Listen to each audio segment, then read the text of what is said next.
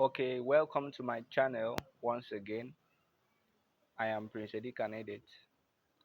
Today I'll be showing us how to set our keyboard for praise, to use and play praises.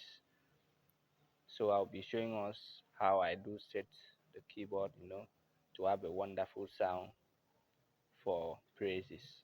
So right away, when you on your keyboard, like I showed us in the first video, what you see, the voice that comes up first is grand piano. Okay, so right now what you do is to look for um this voice, jazz guitar, on your keyboard, jazz guitar. So make sure you check your keyboard and find out the number, like the number that is assigned to the voice. My keyboard here is PSR 353, so I don't know about your own. So on this keyboard, let me check my jazz guitar. Let me see.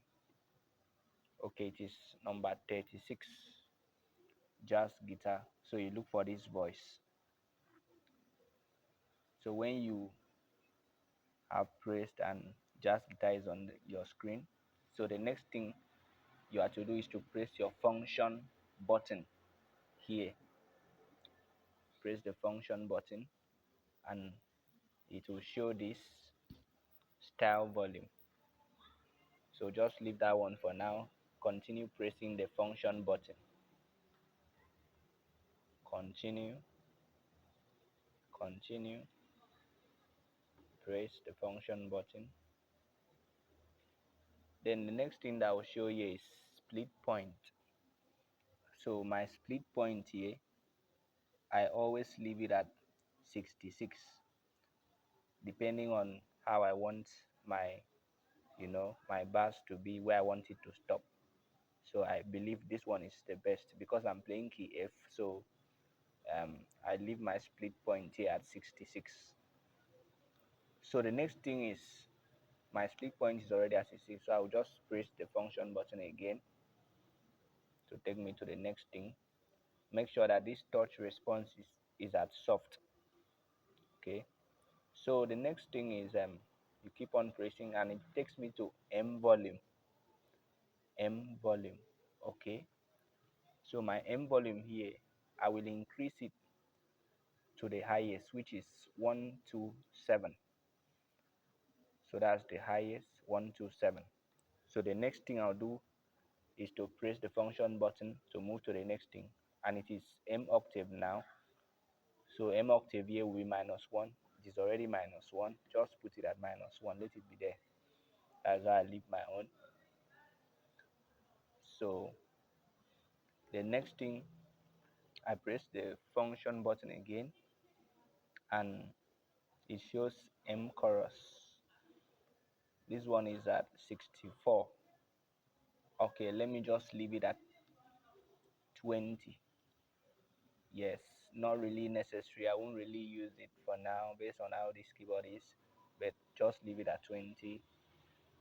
So I'll press the function button again, and the next thing that shows here is D voice. So for the D voice here, what I will have to do is to find one voice that will make sense. So, and I'm going to use 60 clean, 60 clean. So I believe it should be 37 on my keyboard. So let me check. Yes, look at it here, the voice that I will use as my D voice. That's the dual voice. So the voice is 60 clean. So I'll press the function button so that I can move to the next thing. And the next thing that shows here is D volume. So what I'll have to do is I will make sure that my D volume doesn't, exceed the volume of the main voice, that's the jazz guitar. So I want to make everything to balance. So that's what I'll do now. Like now the volume is at 82. So I'll put it at 90. 90. Yes, the volume 90. I want you to take note that you can adjust this based on the production that you get from your keyboard, like from the speakers, or when you play, you will listen. You have to listen. That's one of the things you have to know as a keyboardist. You have to listen when you set your keyboard. Don't allow one part to be greater than the other. Let everything balance. Okay. So the D volume is at 90 now. So I'll move to the next thing by pressing the function button. So the next one that shows is D octave. Remember, I used -1 with the M octave. So I'll use -1 here again for the D octave. Yes, that's what I'll do. So I'll press the next thing, which is the function. D chorus here. Let me use 20 again. D chorus 20. There are some other keyboards that have like reverb, that's M reverb, D reverb. So those ones you can leave it at like 20, like that. Just listen to what it is doing so that you know how to whether to increase or reduce. Okay, so my D chorus is at 20 here. So I'll press the function button again, and the next thing that shows is its voice. This is the split voice. So this one is the bass that I want to use. So the best voice that I use for my bass is solo sign. So that's the voice that I'm going to use now, solo sign. So let me check the number.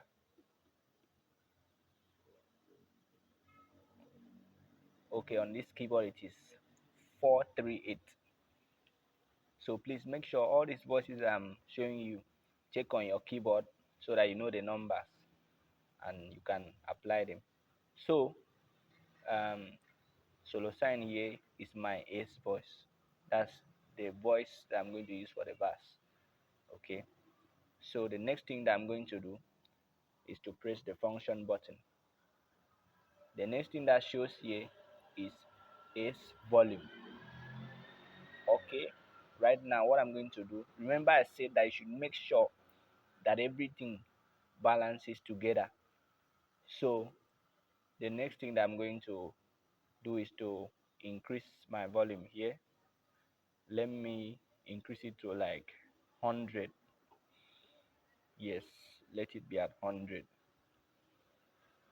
Then the next thing that I'm going to do is to press the function button right here. So S octave is showing here. It is already at -1. Yes, that's good. That's where I leave mine, -1, so that the bass will be normal, like it will be accurate. So I press the function button again. So S chorus is showing here. So please take note here. Let it be at 000. Even if you see S reverb, let it be at 000. Okay, don't apply effects to your bass. Yes, let it just be at 0. Okay, so the next thing is to press the function button.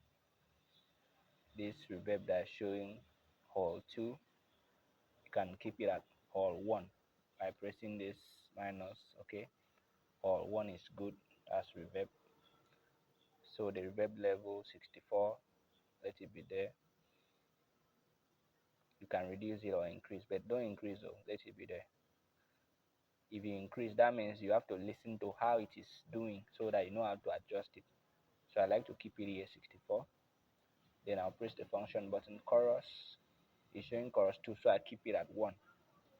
Chorus 1. Yes. So sustain, no, don't on sustain. This for praise, remember. So leave all these ones. Just keep on pressing the function button till it takes you to where you have your transpose, if at all you're using transpose. So what I will have to do now to know if what I've programmed is okay, I will just activate the split and the dual. So the buttons are here on my keyboard. You can see split and dual. So I'll just press the button. You see, now if you check my screen, you can see that the split and dual have entered. So if I press this, it is going out. If I press again, yes, it has entered now. So what I will do is to go ahead and test the sound like what I programmed. I want to know how it sounds. So let me check it out. I'm increasing the volume right now. Let me check it out. I believe you can hear. Let me increase the volume a little bit.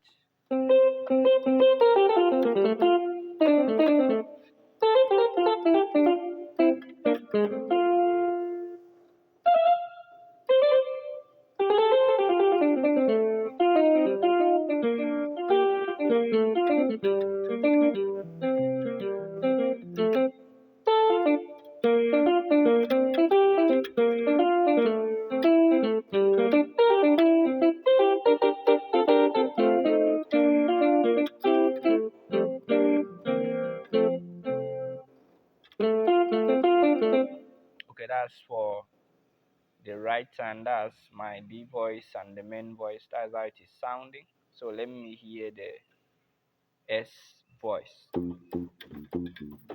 Yes, you can hear it now.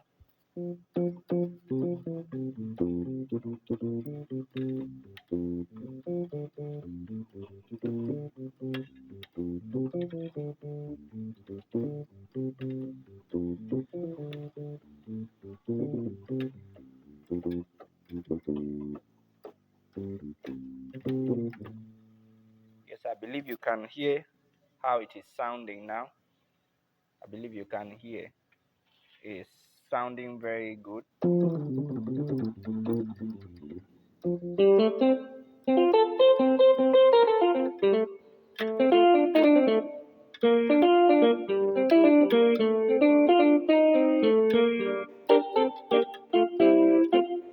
Yes, that's how my keyboard is sounding now. And with this, you have a very good voice for your praise.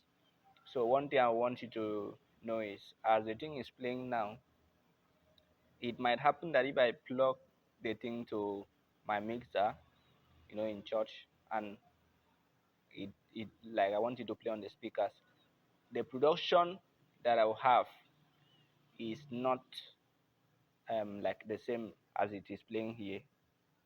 Depending on the way the speakers are or the programming on the mixer, the bass might be like stronger, like louder when it is plugged into the mixer. Okay, even the dual voice and the main voice can be loud. So you just listen and adjust everything to make sure that it balances well.